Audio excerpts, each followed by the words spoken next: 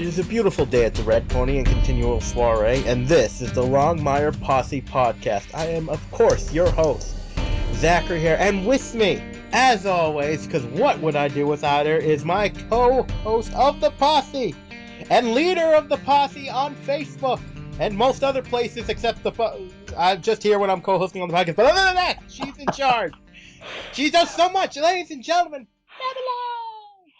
Hello, Posse members. Here, let me start off by taking a deep breath. After this episode, I need it. Everyone breathe with me. Oh my God. I mean, we both know the show, but we did not see. Oh my God. No, not to that degree. No way.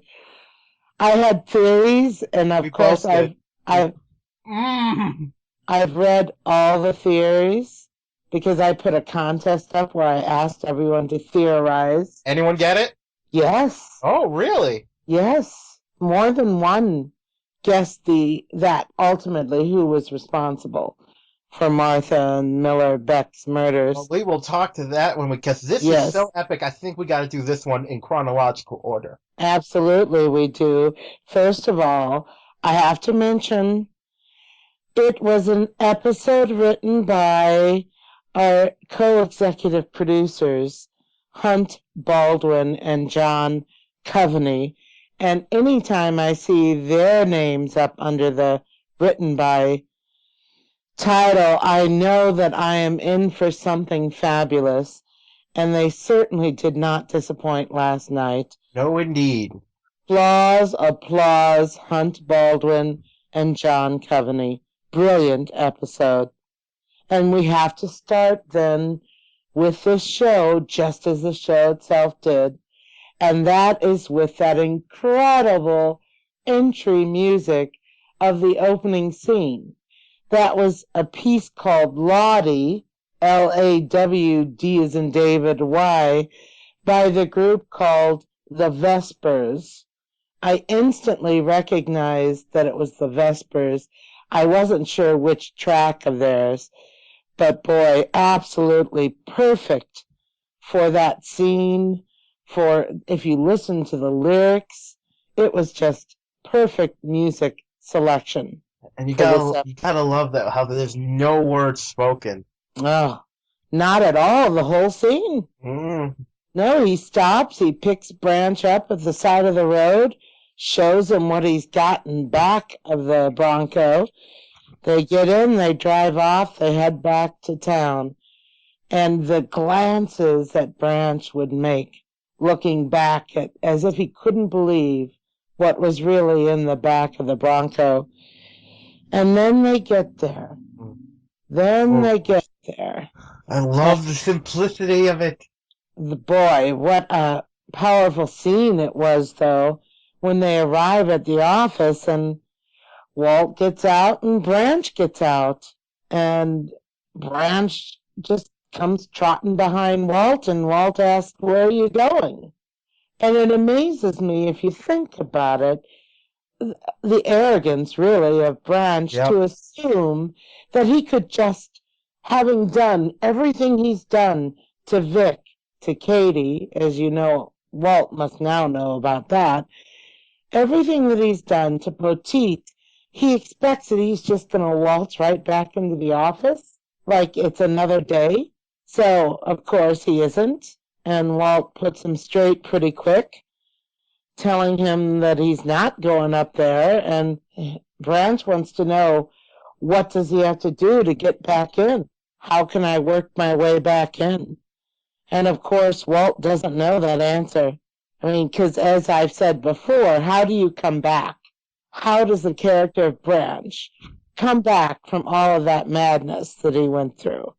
It's a tough road, and Walt doesn't know how he gets back. Yes, it's just, And then that scene when, they finish down on the street, Walt leaves, and the music, I love the music, and then the camera shows the view of the street from up above, and it's Vic and the Ferg and Ruby all watching from the window what transpired on the street below, and the looks that exchanged between Vic and the Ferg. I just thought that was classic stuff. Again, with no words spoken, really said a lot. I know it's kind of, I don't know if it's egocentric, but as I'm watching an episode, when they show Branch, then Ferg and Ruby, I went, I interviewed him, I interviewed her, I interviewed. Well, I'll tell you what did come to my mind about that, and that was just watching Ruby play her part last night in that scene in particular. And all I could think of was the picture that Luann painted for us when we interviewed her yesterday about how she plays the character. And it was beautiful. When I was reflecting upon, and it made me think of her words, the way that she played that scene, the simplicity of the scene. And once you listen to that podcast interview, you'll understand what I'm talking about. So sorry to be cryptic, listeners, but it just was a beautiful moment because I actually remembered the words she said. Not that I interviewed her and him, but the words that our guest had spoken. I was thinking I'm going to re-listen to our Bailey Chase interview because I want to see if he hinted. I mean, I wonder if he intentionally let stuff slip to make us down the wrong track. No, I don't believe that for a moment. Not at all. But that's for later. We'll talk about that more later. It's just too much going on in this episode. It was an oh my God kind of thing every few seconds. It was just too much. I was texting and posting as I'm watching it, everyone going, oh my crap! Yep, exactly. Then we have Walt asking Ruby to pull up that immunity agreement that they signed with Nighthorse, because rightfully so, Walt expects that Nighthorse broke that, because Jacob surely had to tell Ridges that Walt was on his way out there. How else did David Ridges know that Walt was there? Because he did know. That whole thing was orchestrated that way. And of course, Ruby just says, wait a minute, you can't go out there, because the plan is to go arrest him now. And Ruby's like, no, Walt, in her motherly way. You can't go out there looking like that. You've got to clean up. And you have to love Vic's line then. No, go like that. It looks like you mean business. I love that line. She had some great ones again last night. She's just peppered throughout with some great lines. Now, it's, again, the natural assumption that would be the case, that Jacob must have told Ridges. But, of course, they get there screaming for Nighthorse and Jacob to come out. And, of course, Jacob has proof. He has it on tape, his entire conversation with David Ridges. And as I'm listening to it, I'm thinking, well, how do you know they didn't just record this? Yeah, that's what I was thinking. That would never hold up in court in a million years. No, they could have easily have planned it that way. Had their real conversation and said, here, wait a minute, let's record a phony one so I have evidence that I called you and didn't tell you Walt was coming. So I don't buy it because I just don't trust the character of Jacob Nighthorse. And then the worst part of that scene was when, after proving, quote unquote, if you want to accept that as proof, Jacob has the audacity to accuse Walt of being prejudiced. Oh boy. I almost backhanded Nighthorse on that one. Now, why did they have Walt punch Vic? Well, it was hard. It was obviously a mistake.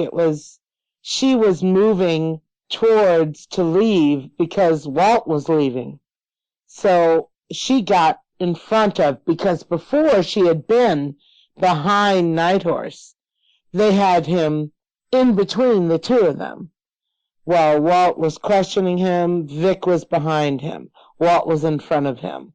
So she is obviously moving forward as Walt is leaving, and Walt doesn't realize that she's moved forward, and he just wails off, whips around, and slugs him quickly in reaction, not realizing that he's going to connect with her face. Vic has got to be the only woman who can do. Well, really, Katie Sackhoff can pull off getting punched dead in the face by a guy hitting a hurricane. She just goes, "Wow, that was inconvenient." Yeah. And actually, down in the street, then when he apologizes again to her, I love that line. I love the she line. says, "Seriously, it's the best thing that's happened all week." And you know what? We've all been there. We've all been there when we're having a crap week. Something, we get some pain. And you know what? This is actually good. This is actually, we've all been there. I just love that line. That was so good. Now, Walt and Vic then move on into the bar, where Katie and Henry are there strategizing about things. And of course, both Katie and Henry notice that there's blood all over Vic and Walt both. And I thought that was an interesting scene when Vic starts mopping up the blood from Walt's ear. Yes. And I think this was on purpose. Did you notice how she was doing it? Oh, yes. Her arm around, not walking over to the side and dabbing. No. Her arm around him like a lover. And did you notice what else? It was her left hand. Well, I know it's a left hand, but is that? Well, yeah, because that's what makes her have to do, which I find very interesting. Well, her wedding ring would normally be on that hand. You think that was one of the reasons? I wonder. Ooh. I don't know. But did you notice one other thing during that moment? The expression on Katie's face. Oh, yeah. Holy moly. She was like, what? Because that was a very intimate way of tending, as you said, of tending to his wounds. It was a very up close and personal and intimate way to approach Walt. So that alone seemed to shock Katie, I think. Well, we don't have. Well, one, we haven't seen Katie and Vic interact much, so we have no idea how much she is aware of and what she thinks about it. I don't think that Katie is aware of Vic's feelings. Most kids, even when they're adults, don't like to think of their parents as having a romantic life, to put it gently. So I bet she's not clued into that at all. That's an assumption. I'm with you on that one. Yeah, I don't think and that's why she was so shocked. She looked so surprised by that touch, the way that she touched. And so then Walt disappears. He leaves and doesn't explain to anyone where he's going. But suddenly he returns to the bar and he has the feather. Because he overheard, or Katie had said, something about that first search warrant and the feather being the laughable cause for the first search warrant failing and not being able to get secured by Fales. So that puts two and two together for Walt. He goes out, gets David's feather headdress, plops it down on the bar, and says that feathers keep making an appearance in this case, and wonders then, did one appear on or near the body of Miller Beck? Well, Katie says, no, there's nothing in the murder book about it. Just that thing mentioned in the first application for the search warrant. So that sends Walt off on another road trip. We're going Denver. And where's he going this time? But not until he stops. And, on the way, he doesn't stop. On the way, he calls ahead, trying to get a hold of certain people. People have changed. They're no longer in that department since his wife's murder. And so he finally finds out where Fogel is, Detective Fogel, who's one of the cops who used to be on homicide in Denver, and finds out that he's now obviously a different department and he's not even in. So the smart thinking Walt says, "Where is he? I'm one of his confidential informants." I just realized something about that scene. Yes. Confidential informant can mean anything. Usually it means they're a criminal. So apparently, all you gotta do is say, I'm a confidential informant.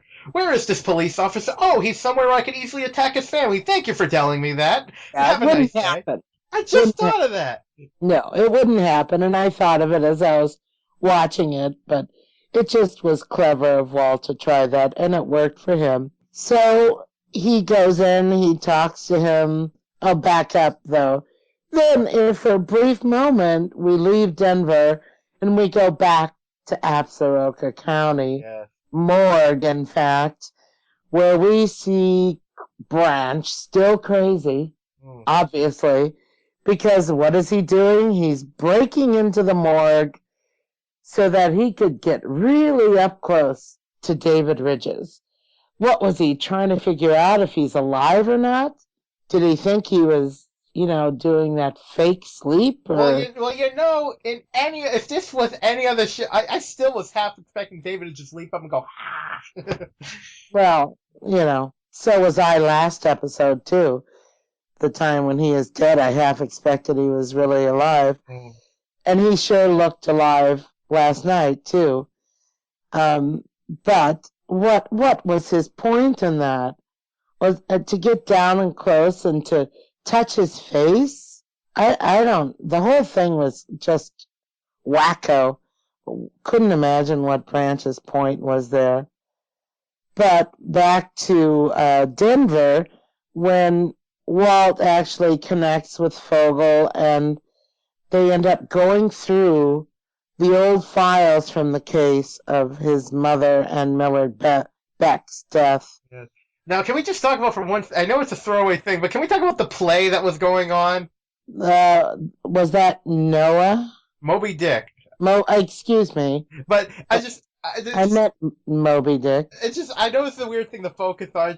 This stayed with me. The fact that like they're doing one thing that's an interesting story for little kids to do, but they have, and then you hear the whale go, "Please don't hurt me." Oh yes, What yes, the heck was yes. That's a horrible, horrible children's play. was that like foreshadowing? Like Walt, do you think that's what it was? No, I didn't take it that way. I wonder if it could be because Walt's going to be doing some hunting next season. Yes, yeah, definitely. And then the person he's hunting definitely is a white whale. What? Yeah, yeah. Well, we can't assume. We're not quite sure what it's going to be. A white elephant, maybe. No.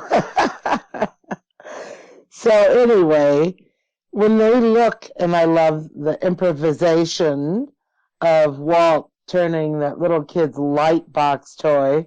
That was great. X-ray viewing machine.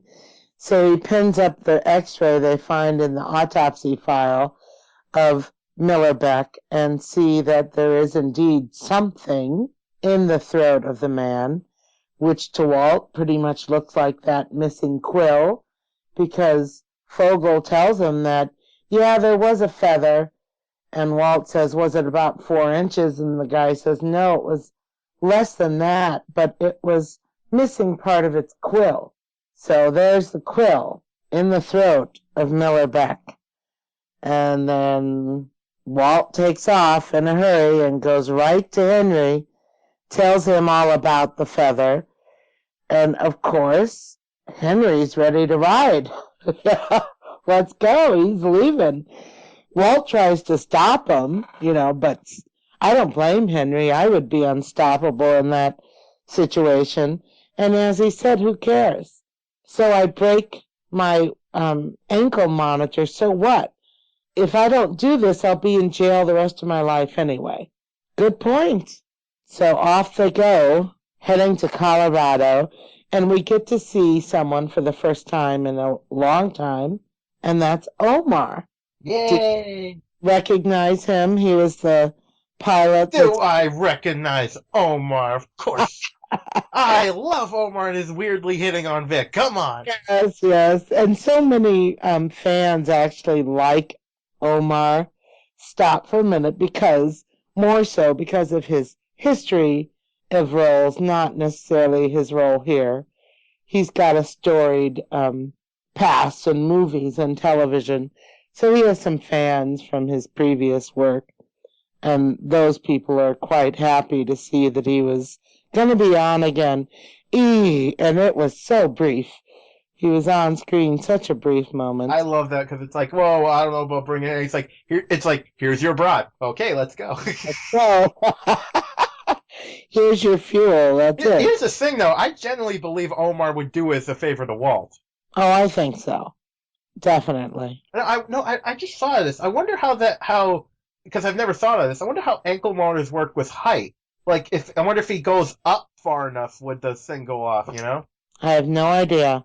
I'm not an expert, thankfully. If any ex-cons are listening to this podcast, please let us know. How far can you go up into space before you set it off, right? Thank you. That we will post that on the pod. And I finally remembered to post that Graham Greene video. It is on the Posse podcast, so everyone check it out. Oh, I'll definitely have to look for that. I haven't been on the page today. I've been rather busy trying to prepare for this podcast. So I'll go check it out when we're through.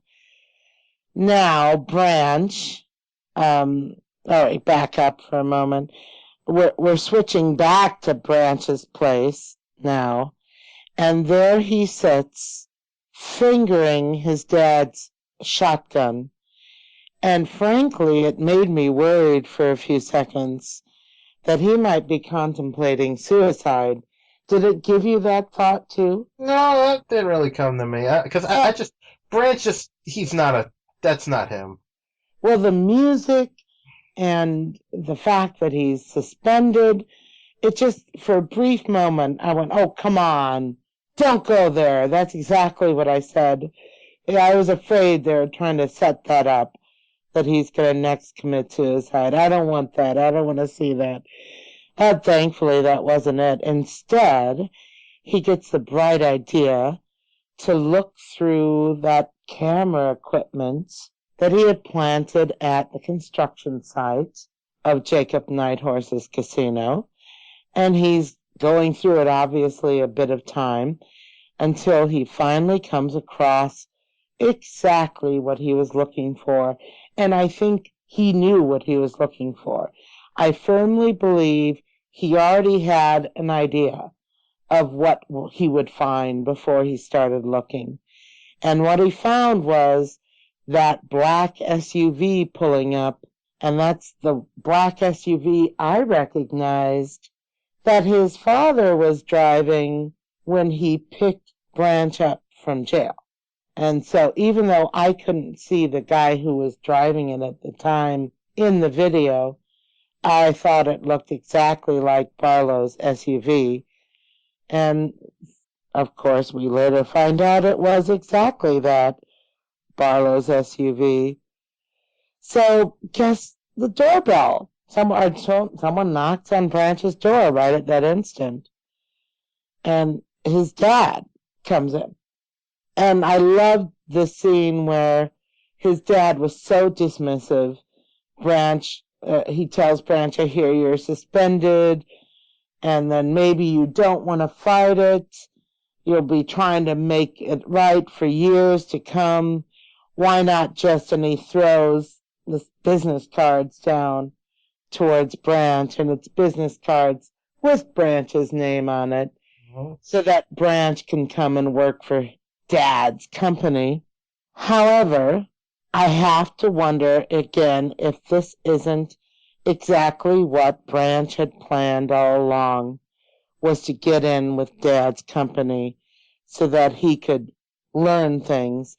But in any event, he confronts his dad then, asks his dad to explain himself, why he's pulling up and talking to his arch enemy, Jacob Nighthorse, who he gets his dad to admit before that he doesn't do business with him, right? Mm-hmm. Well, he shows him the video, and of course, dear old dad has a million excuses, and this time he was there to threaten Nighthorse for hurting Branch.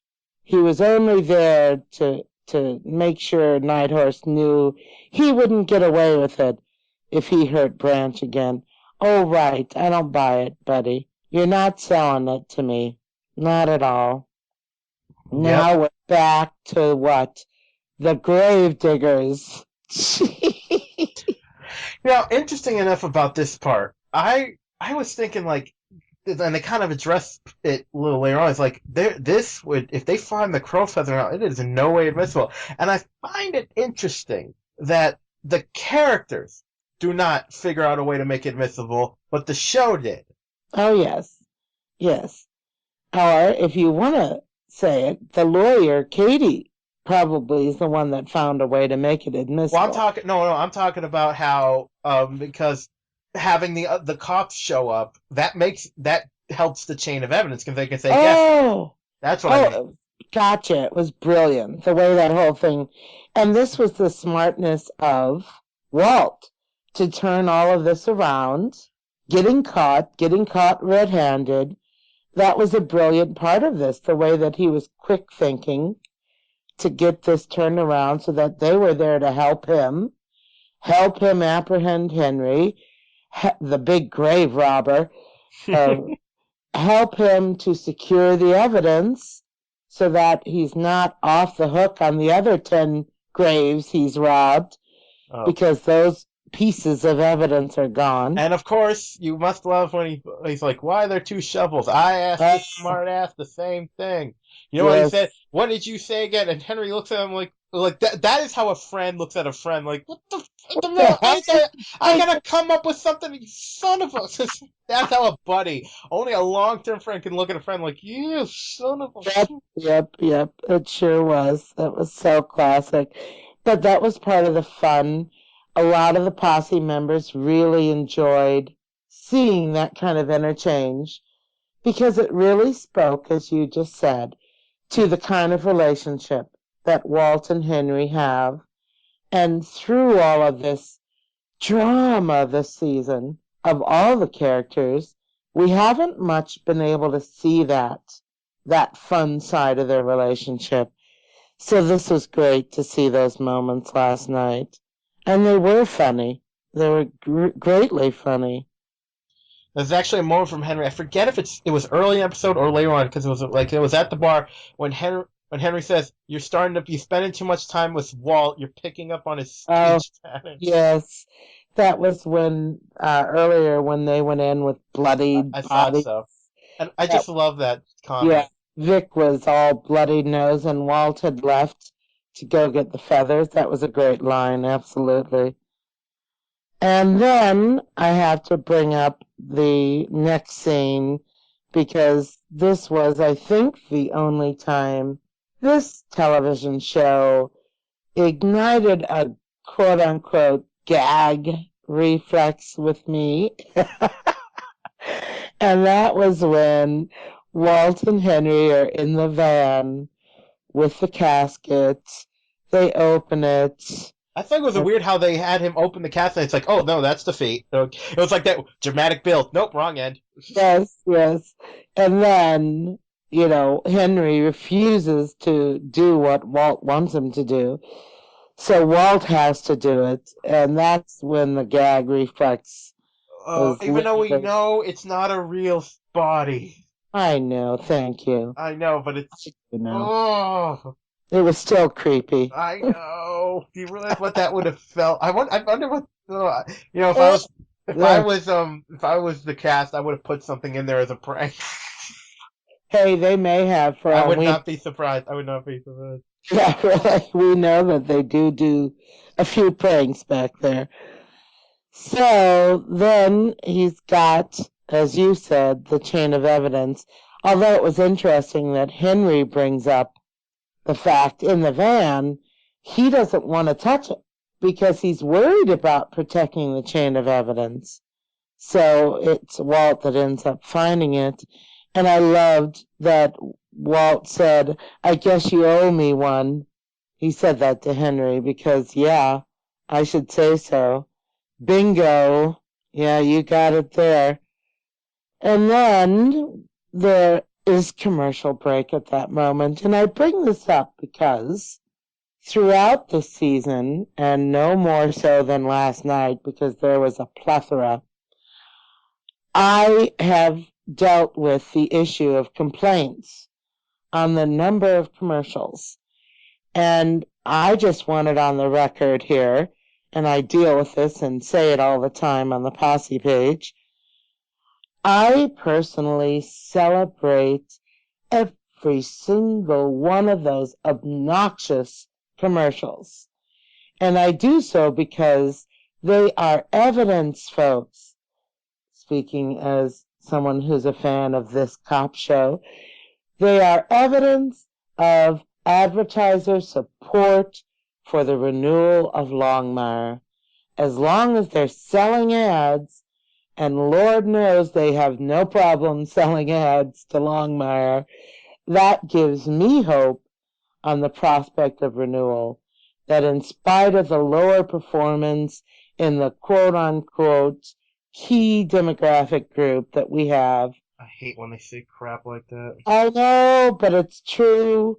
Whether I object, you object or not, it is true. Those numbers determine what a company can charge for their ad time. What a network can charge is determined by their share of that ludicrous key demographic group. So that's reality, as dumb as it is. So in spite of that, A&E is having no problem selling commercial time. So please celebrate with me, folks. Don't complain. Smile with everyone you see, because that just meant more opportunity for renewal. But they were odd. You have to say one thing. Those were some odd commercials, and I had people ask me about this. What's with this stay tuned for more Longmire, or keep watching more Longmire? It was commercials for Longmire while you're in the middle of watching Longmire. So some people were saying, is that their subtle way of trying to communicate it's going to be renewed? Is it just that they expect people are watching and are going to say, let's change the channel? Or is it because there's so many commercials, they're afraid they're going to get bored and change the channels? I think that's the more likely explanation. Did you notice those? Well, because you gotta remember, I don't have cable, so I don't get to watch the show. Oh, that's right. Do you watch it on A&E's online? I watch online, yeah. Do you watch it on their website or No, I another? prefer my methods that provide commercial-free watching. Okay. Well, the only reason I ask is because A&E was very late today publishing it on their website. Sometimes it's up at 7:30 in the morning, but this morning it was hours and hours later than its normal time before it went live on their website. So anyway, the commercials were the A&E self-promos for Longmire, which were rather interesting when you're sitting there watching Longmire. It was a curious selection. So now we're back to the show. And we have Walt and Henry, and I love this scene. Walt and Henry back in Absaroka County at the morgue, carrying the body into the morgue, only to find who there? Your nephew. The Ferg. And the Ferg lets him know that David Ridge's body has been stolen.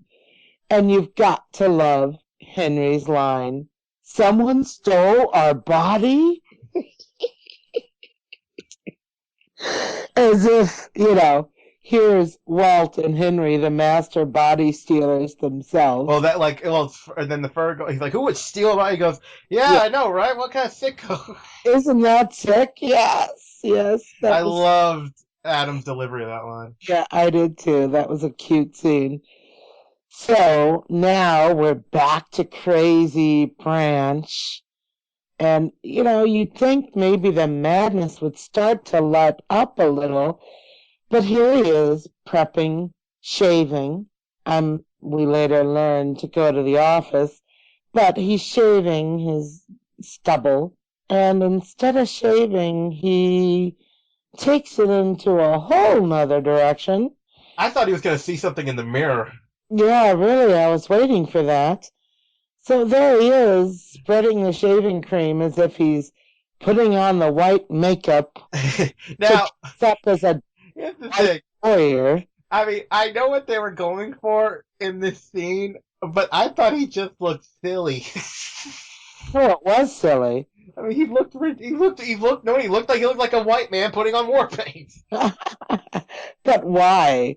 Anyway, back to why is my point. It was silly, of course. But why would Branch be doing it? He's just still crazy. There's no other Well, I explanation. think we're starting to see that it's in the blood. Yeah, something's in the blood. Definitely. Well, here's one thing. Now we're moving on to we see a car driving down the highway, and it's a silver Chrysler 300. And I'm not always right about things with this show because the writers are so good with leaving things in the air. But I was right in my prediction on this thing. Last week, when I was showing some promo photos for the season finale, there's pictures of a Chrysler 300 and of Vic approaching the Chrysler 300. And in the promo, there's a picture of Vic at the window of a Chrysler 300. So everyone Well, you like saying that car name. no, they're not paying for this, and they should be. Who is driving that car? Well, my instant thought was it's Jacob Nighthorse. And only because we know, even before last night's episode, that Branch's dad, Barlow, drives the black SUV. So by elimination, I just instantly assumed it was Jacob. And for once, I'm right. So here comes Miss Vic. And I remember thinking, why is she holding her gun like, oh. That's exactly what I thought. Why is she? And I said the same thing when I'm watching it last night. Mm-hmm. Why is she holding her gun like that? And then wham, she knocks out the taillight. But for naught, because her theory about all this, in part, turns out to be wrong. As if, stop a minute, Vic, and think, as if Jacob Nighthorse would ever get his manicured fingers dirty by hauling the body of David Ridges. I know, this man has been in an episode of Columbo. He's not going to make that mistake again. We all know that Jacob Nighthorse has his henchmen do his dirty work. And I like how Vic completely breaks the law getting the information. Well, first of all, how do you prove it's her word against his? So that's why she did that taillight thing. But then she goes a step further, makes him open the trunk. He does. And what's in it? Groceries. I don't think he'd shop for himself either, frankly. And then she goes into the car and retrieves his last call information to find out that he has called Sam Poteet. Well, at this point, Vic already knows the body's missing. Did you put that together? Because they don't verbalize it, but she knows at the time she stops him that David Ridges is missing. And that's why she stops him. And that's why she looks in the trunk.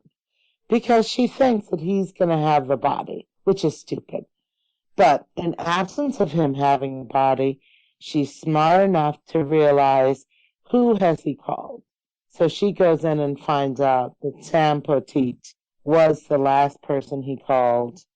And Sam Poteet, being a fellow white warrior, it all starts to add up for Walt and Henry, and they later know where to go to try and find David Ridge's body, which Henry has a good suggestion as to where, an old field of a previous battle the last White Warriors battle, for instance, actually, the last White Warrior died in battle at this spot. And the scene, the way it was shot, and the audio and everything, perfect.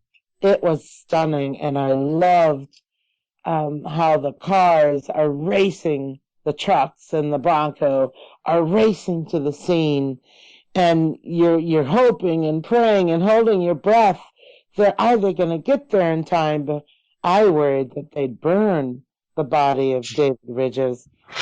It actually surprised me that they were able to guess. Usually, and I'm glad they did because that's such a cliche. Oh, we just found out we need this. Oh, it's gone. But they didn't do that, and I like that. Yes. And you know what else I liked?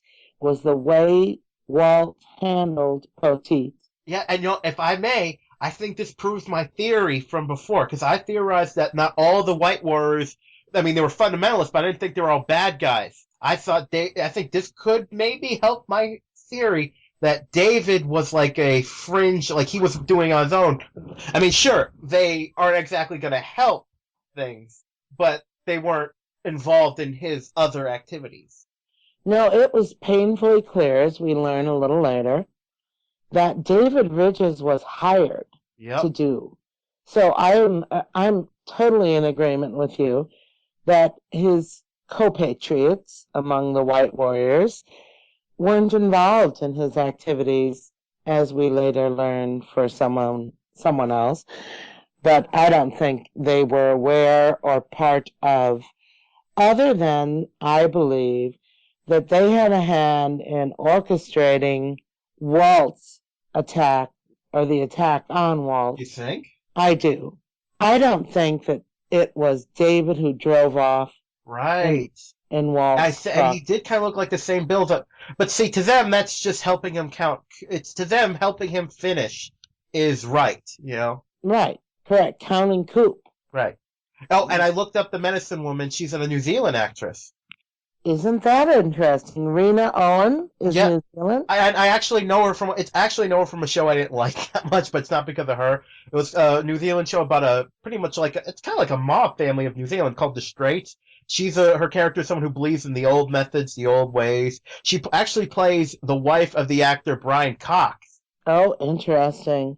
And she actually is a medicine woman, isn't that correct? I was trying to find that out, the information, but if you found that out, great. I wasn't. Well, I could be wrong. I could look as we're chatting. There must be something online. So, any event, now we're back to the bar, and I love scene. We're back in the bar, and we have Henry and Katie, and in walks ADA Sloan, and I like that whole scene that Katie thought Henry was offering her a shot of Wyoming whiskey, which it turns out he wasn't. He wanted to take it, and he took it. But then the look on Henry's face as he realizes who comes in behind Sloan, none other than Detective Fales. And when Katie sees Fales, that's when she takes a shot of whiskey. She wasn't too happy to see him either. And so they go into Henry's office, and Sloan asks Katie if she has any objection to Fales' presence. Yeah, right. As if she could object at that point. He's the investigator, Sloan says. So they go into the office, and smart thing, Katie turns and says, "Oh, the sheriff is going to join us. So I hope you don't have any objections to his presence." And they turn to find the sheriff already sitting there waiting their arrival. That was a great scene. I just loved the whole scene was great in this scene. The whole scene was fabulous because we get to see Detective fail, if you will. I couldn't resist. But they deliver it to him, man. They really give it to him. But what I love, because all this time we thought, oh, he must be in with whoever's pulling the strings, but we find out he's not like a dirty cop per se. He's just a guy who doesn't care about what's truth. He just cares about his career. Exactly. It's so simple. We were thinking all these cop. Oh, he must be in league with this, but no, he's just a cop that doesn't care. And the sad thing is, he's as dirty as the cops that he complained about. Yes, Because he I was suppressed thinking that. evidence to further his career.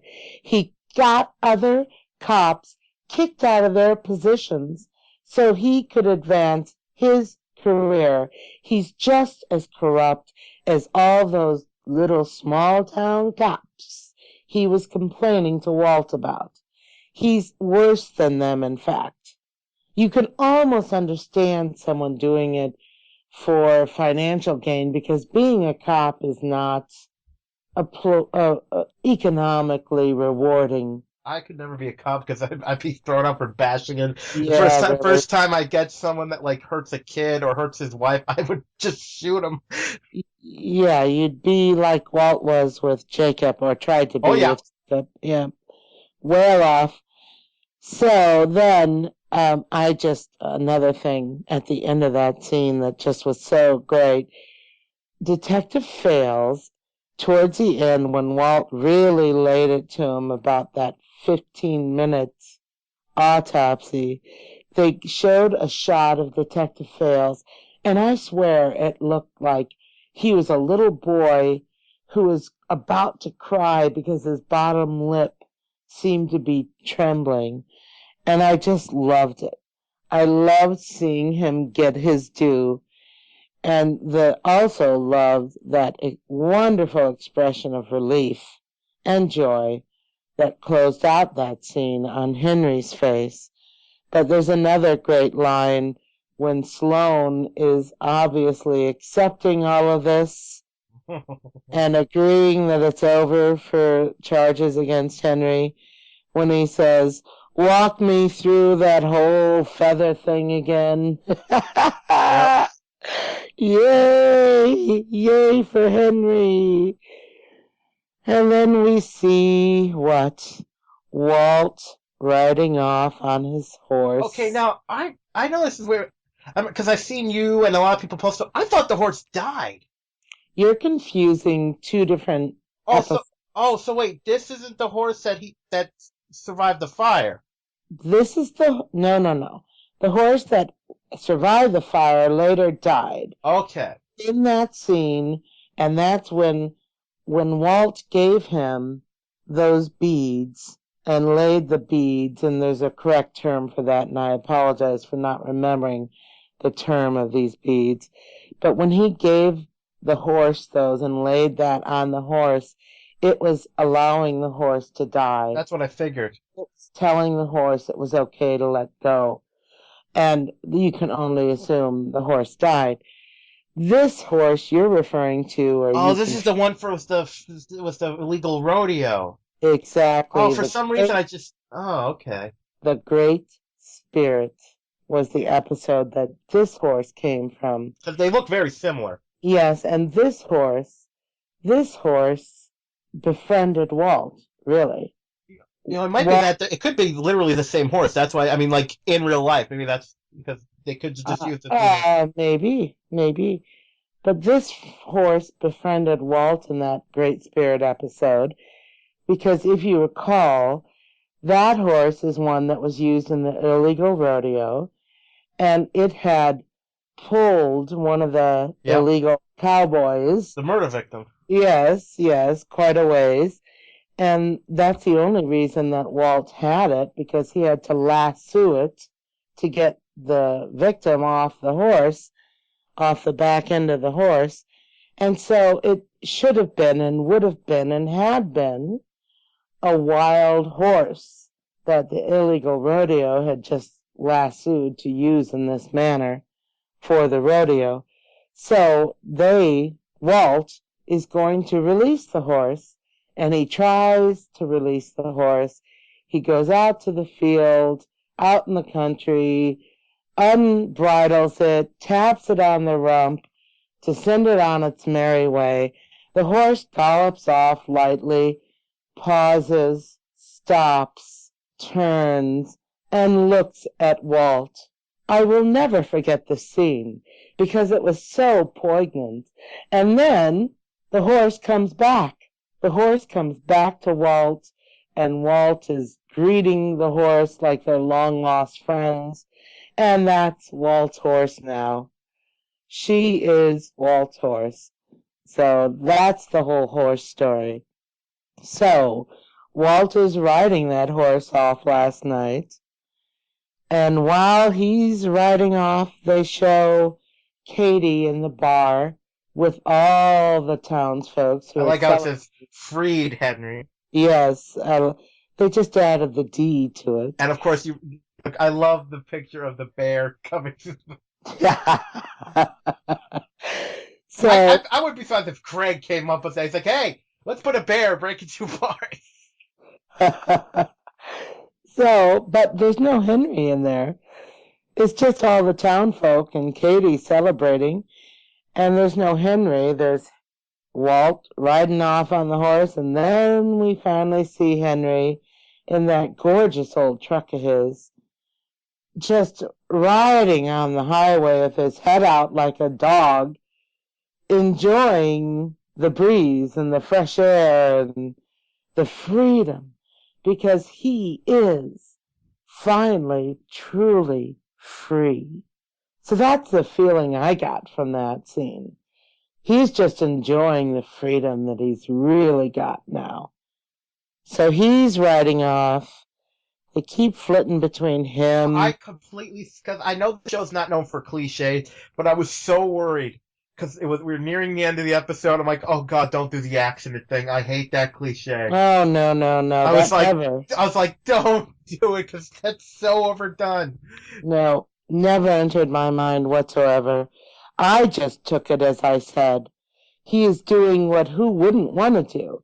He is free for the first time without the restraint of the ankle bracelet. He is free without the threat of prosecution and persecution. He is free, and he's out enjoying those moments of freedom.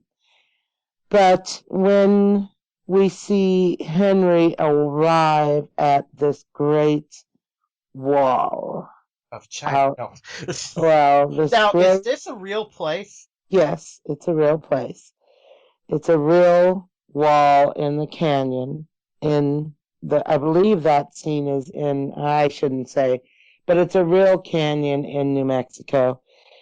But that's a real place. And if you think back to previous episodes, and I haven't had time to go back and watch any, but I am almost 100% certain this is the spot that Walt would go to when he was looking for Hector. Walt would always be standing on top of the wall. Oh, yes. And Hector would show up to retrieve something from the face of the wall. So in my mind, I see this is that place. This is the place where all of the reservation people would post their messages for Hector, their messages of needing help, and Hector would go and retrieve them.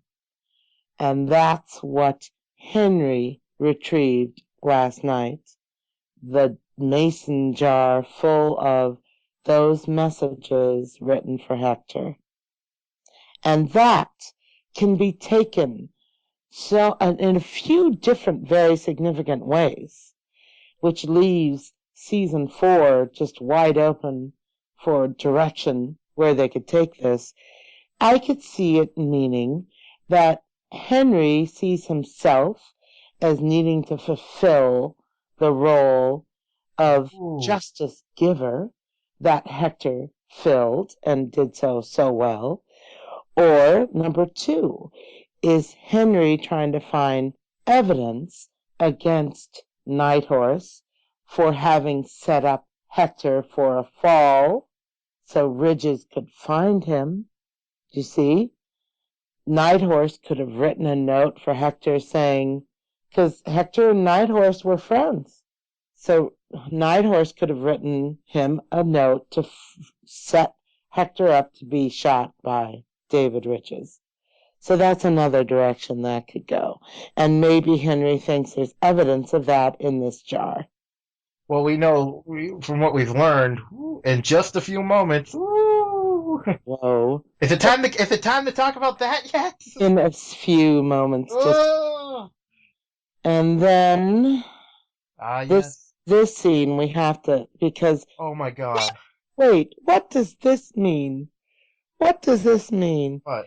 When they show Walt's cabin and the phone is ringing and the voicemail answers and it's Martha's voice.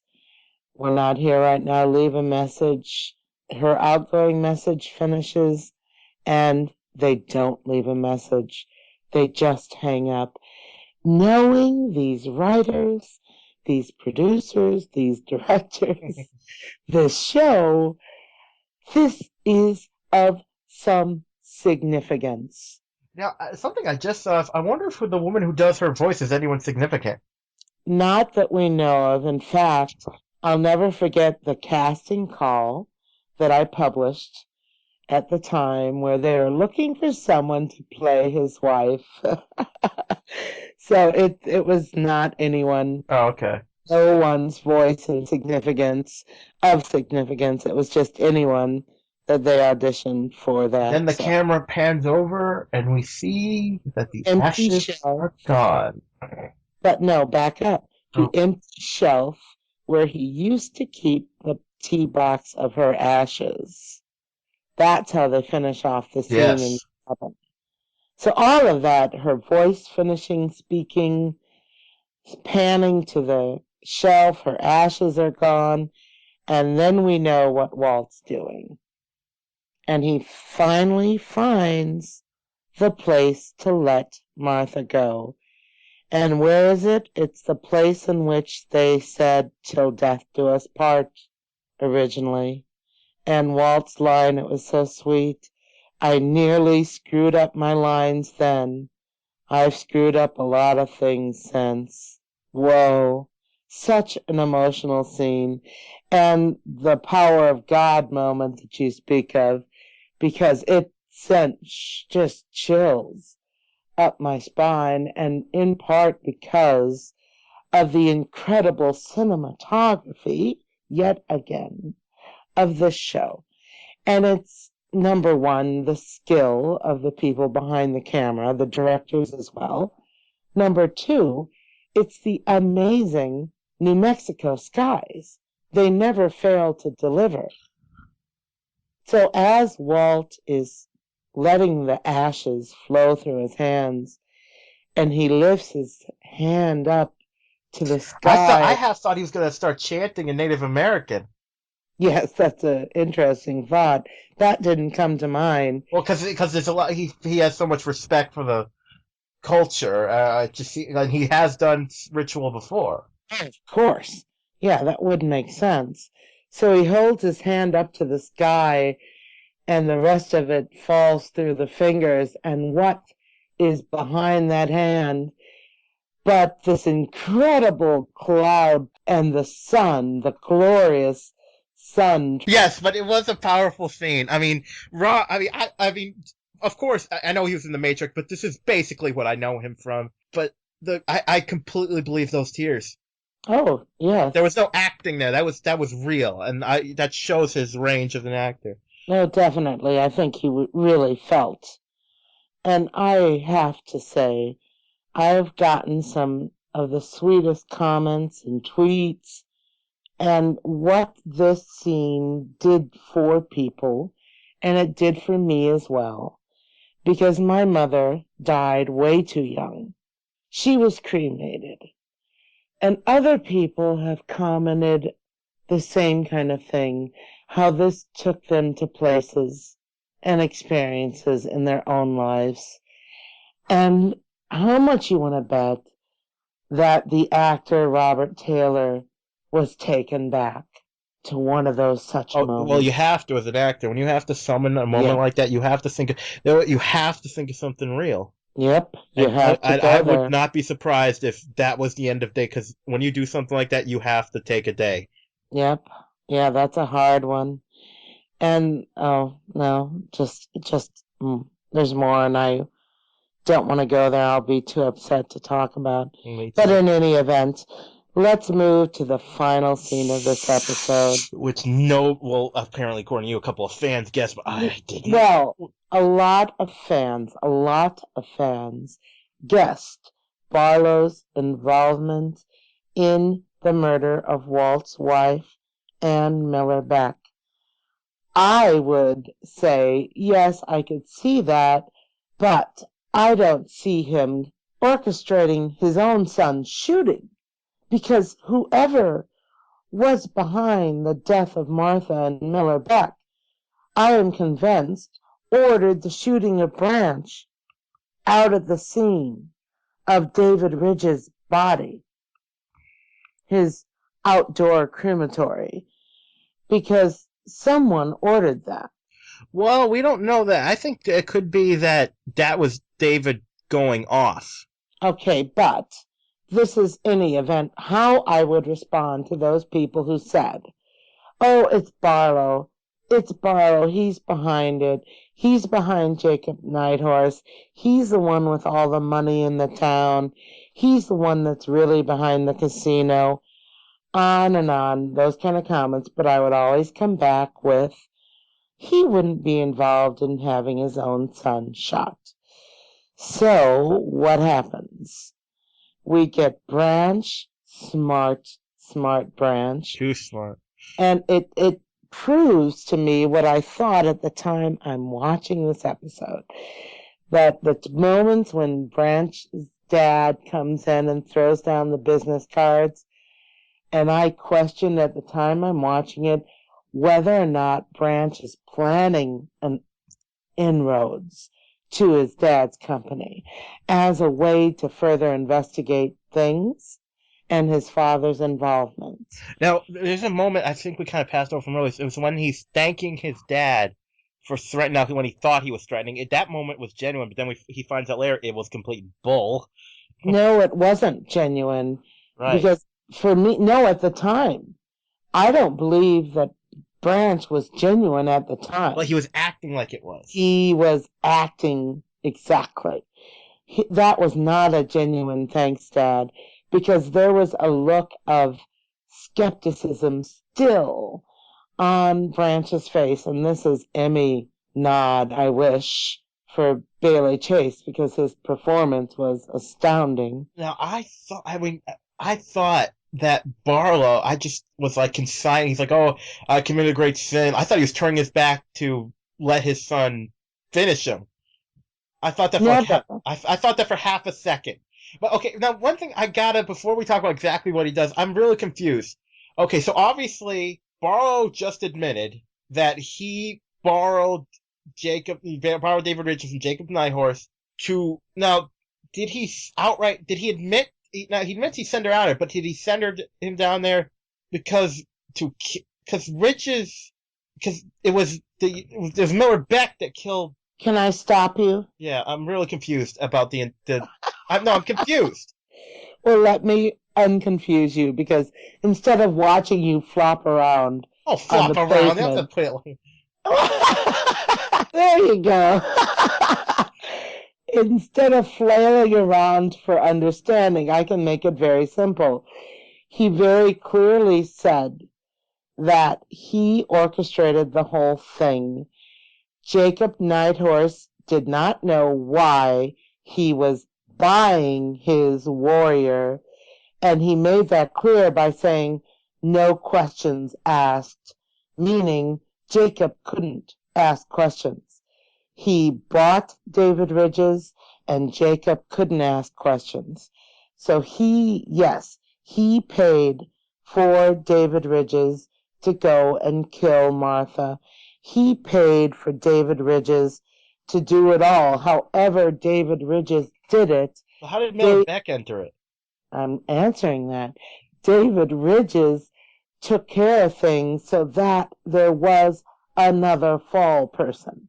And that fall person was Miller Beck. David Ridges orchestrated it so that It wasn't his hands. It wasn't Barlow's hands. It was this junkie. So the whole thing was a big fail. It was a big fake all along to set things up in motion in a way to keep Barlow's hands as clean as possible. Okay, but there's still one little bit that I'm confused about. All right? I. Because Barlow is the man behind the casino. How many times have we wondered where Jacob got all of his money from? Wait a minute. So you mean the whole rivalry, all of it was fake? Yes. And I suspected last episode, wait a minute, it was Barlow that gave Jacob an alibi once, and we're starting to think Jacob's involved. If Jacob's involved, Barlow has to be. But I told you it wasn't Nighthorse. I knew it wasn't him. He didn't fit the bill. He's not maniacal. But he was fully aware that Barlow did it. He's the one that sold him his white warrior. But that's exactly what I guessed. I said Nighthorse is the type to be complacent but not maniacal and malicious. He was complicit, complacent, and non-malicious. Absolutely. What are you, an English teacher? It's like I'm doing a podcast with Dawn again. Jeez. No, he was complicit in the thing taking place. It's like the driver of the car when someone goes into the convenience store and shoots the cashier. The guy behind the wheel is complicit and just as guilty, even though he didn't do anything, quote unquote, violent or bad. So that's what I mean by. Okay. See, I didn't understand the part. I wasn't trying to be. I didn't understand that he was involved, but now that I know, if that's then it makes complete sense. But then, what happened? Oh, God! This cannot. The whole thing cannot be. This is a. I mean, it's not. It's a cliffhanger, and it's because we don't know what happened. And if A&E does not continue the show, I'm going to find the people and I'm going to hurt them because I got to know what happens next. Well, it's so funny. I've never seen, and let me tell you, I saw a lot of violently upset people when the Glades was canceled. I was one of them. Boy, have I been seeing a lot of violently upset people now with this cliffhanger bringing up, you GD better not do what you did with the Glades. You know, I will hunt you down, as you just said. There's a lot of people worried about that now. But I can't wait to hear what you think. Why don't you tell me what you think happened, Zach? Oh, God, I'm not even going to guess because there's just too many possibilities. Because I don't think I mean, this isn't Game of Thrones. I don't think they'd kill Branch off. Would they? And is Branch enough to get the shot off? Oh, I don't. But then that means they kill off, and they're gonna kill off Barlow. So what? Oh, I wonder if they're. See, another possibility is he gets his shot off, and Branch is gonna be in a coma. Poor Branch. Poor Branch. How did last season end?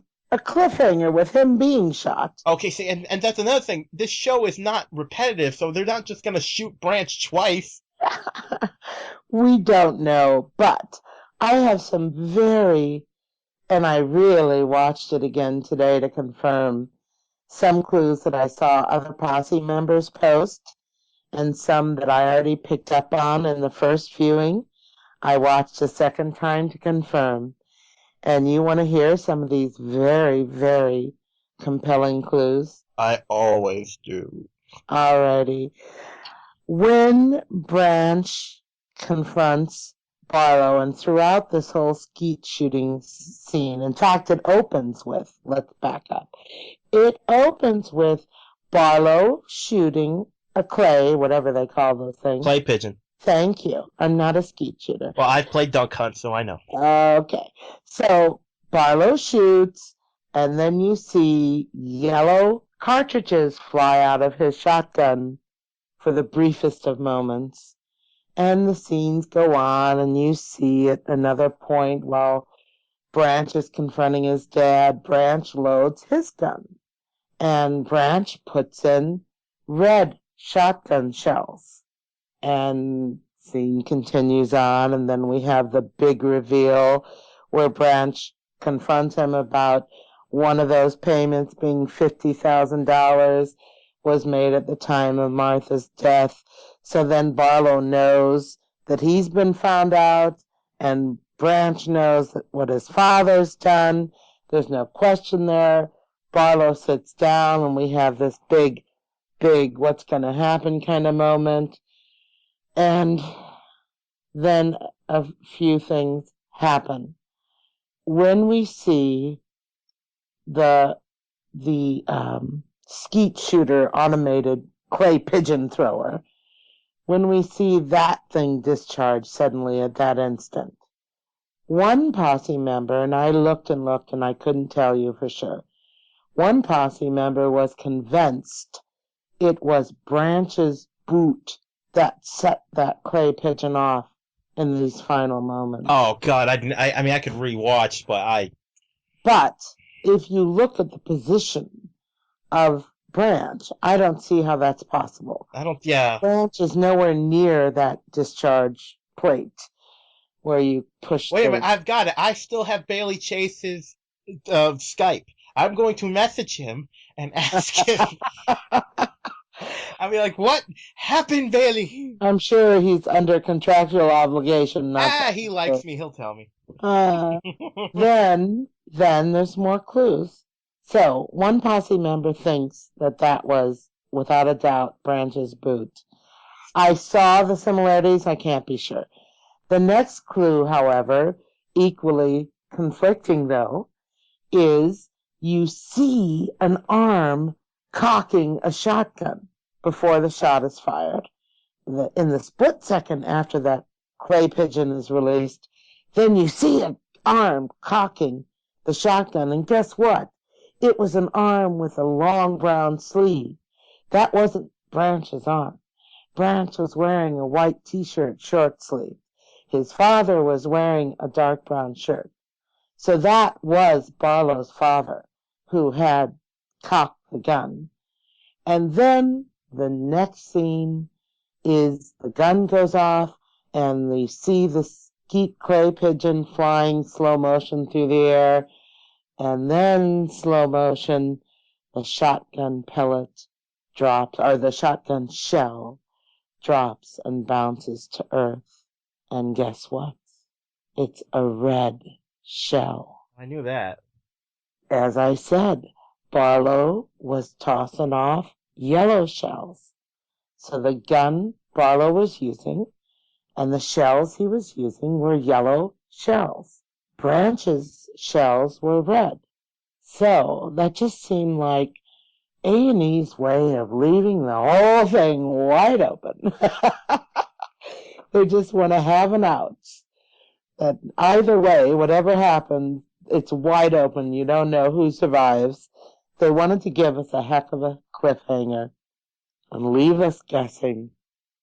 Now, really, the final scene of the episode is when we're back at Walt's cabin.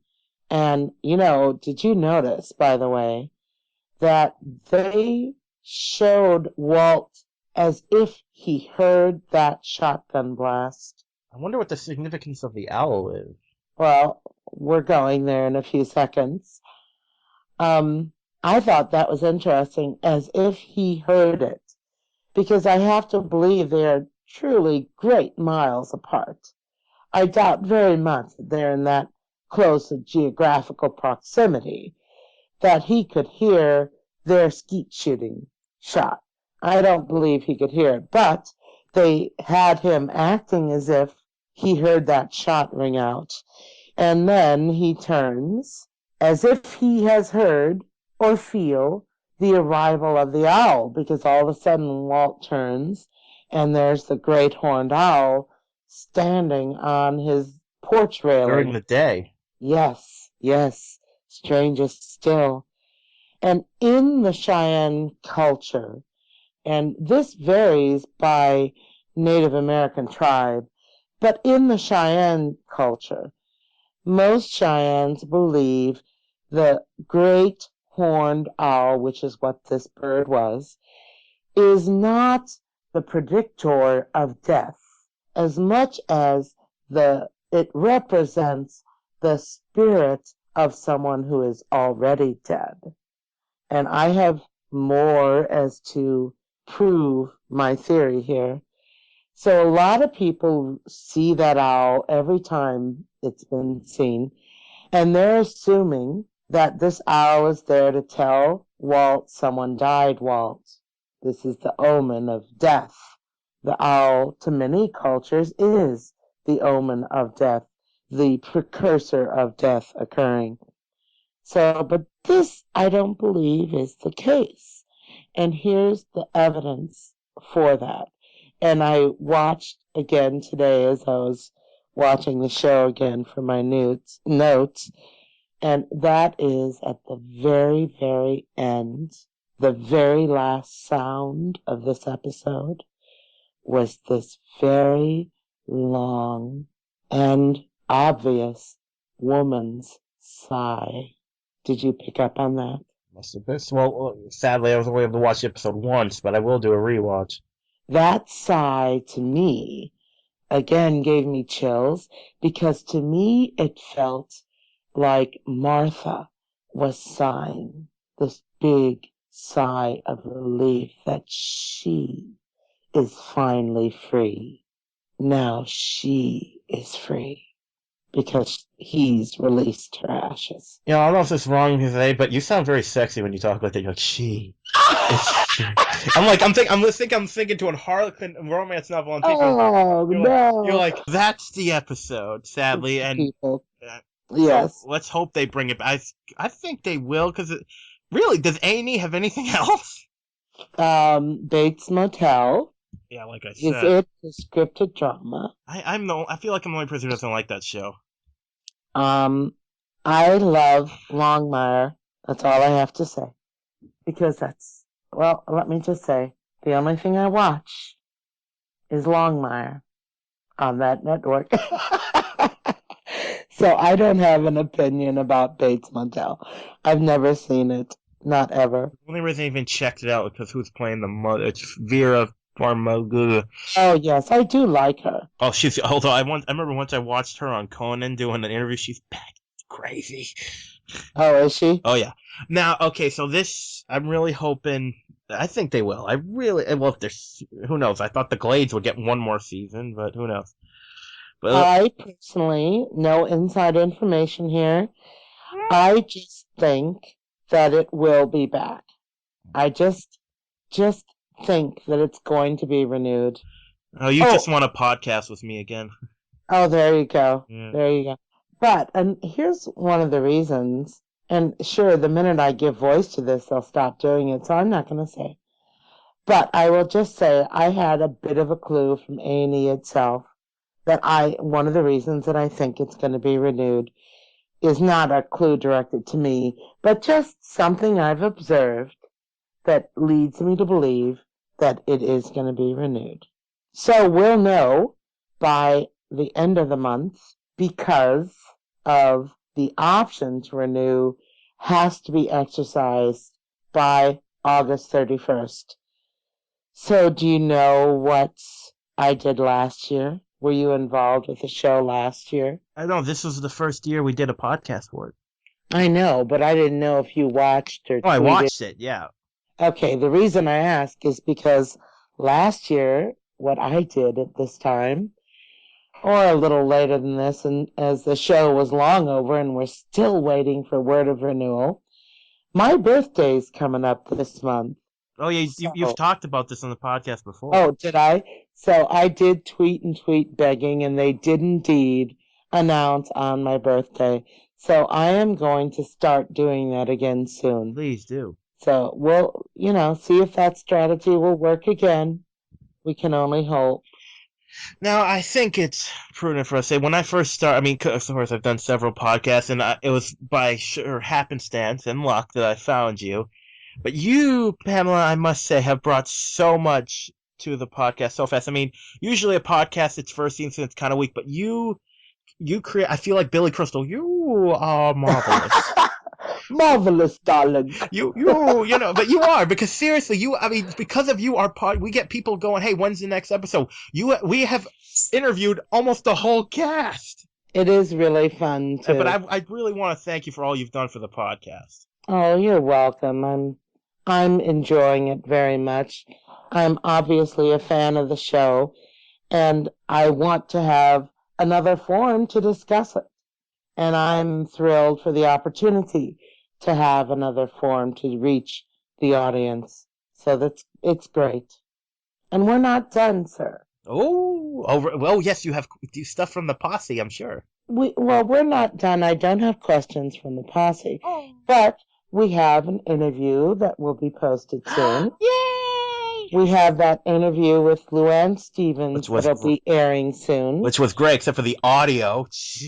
Oh, I think that was more of a cell phone issue, because that's how we were communicating with her, via her cell phone. Oh, yeah. Skype on the phone can be very helpful. It can be challenging. And then, hopefully, there's still opportunities for other interviews in the future. So we're not going to jinx them by saying what yet. No. But we're hopeful that we're going to be able to get a couple other interviews going at least. So, thank you, Zach. It's been a real pleasure working with you on this. It was great having you. It was, again, really great finding you for this. And we'll talk the next time we do a podcast interview. And, oh, yeah. Oh, God. And there will be another. Oh, there will be? There's going to be another interview. Oh, I thought it was still up in the air. Of course it is, but I'm just trying to be optimistic. Oh, optimistic. Because I never take no for an answer. Okay, do you want me to be blunt? No. It's gonna happen. We'll make it happen. Oh, but imagine if we could just get Katie. That would be, oh, God. Do you realize how many geeks would listen to us if we got Katie? But I don't think you'd be capable of doing an interview if we got Katie Sackhoff. Whatever do you mean? I would have to take over the whole interview. What are you trying to say? I think you would be palpitating the whole time. Well, I think we'd need the defib machine right there in the room with you. Hey, you are completely probably right, but that's not the point. Hey, I was just as I felt. Okay, this is not the point, but hey, okay, well, it doesn't help that I just saw her in Riddick, and anyone who's seen Riddick will know what I mean. Oh, well, you were just as excited with everyone else that you interviewed. I know what you were going to say. Although it would be different to interview someone I'm really attracted to. Yeah, it's different with Katie. Hey, but in case Luann was listening, I don't want her to take from that statement that I don't find her to be a very beautiful woman. Alrighty, I'm not. And I don't want to think your nephew. I don't find him beautiful. And of course, Bailey's a very handsome man. And Craig, you are an amazing man too. I'm giving everyone. I want everyone to feel special. We have to say another thing. We have to say a huge thank you to all who are listening. Oh, yes, the listeners. It's like I always say, if it wasn't for you people, it'd just be me and Pamela pretty much talking to ourselves. And it is, but it's made so much more fun because we actually have people out there listening, and that is just blows my mind. The greatest feeling doing this, it has to be when people are like, when's the next episode? We so appreciate it. It's just amazing that anyone listens. And don't worry, we'll keep of course, Pam will keep the posse page live, and I'll do, if we can ever get me on the posse podcast page, I'll do what I can for that too. Oh, I still haven't gotten through that. We'll work that out. Yeah. Alrighty, folks. Oh, I don't want to. Wow. Let's say goodbye. It's been so much fun. It has. There will be a future. There will be a season 4. I think there will. Well, posse, this is us riding into the sunset.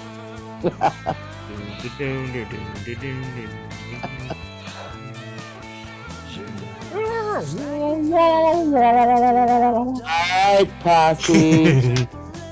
Let's ride. Yeah, let's ride. If you would like to donate to help pay for this and other Southgate Media Group podcasts, simply go to our website, southgatemediagroup.com, and click on the donate button. It can be as little as $1 or, well, as much as you want. Help keep this fun going by supporting this and our other shows. Thanks again for listening, everyone. You're the best fans in the world.